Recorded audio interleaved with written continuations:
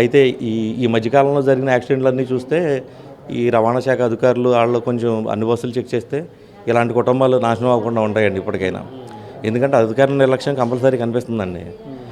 మరి ఇప్పుడు డ్రైవింగ్ వచ్చేటప్పుడు మరి ఆల్కహాల్ టెస్ట్ చేసి పంపుతారో లేదో తెలియదు.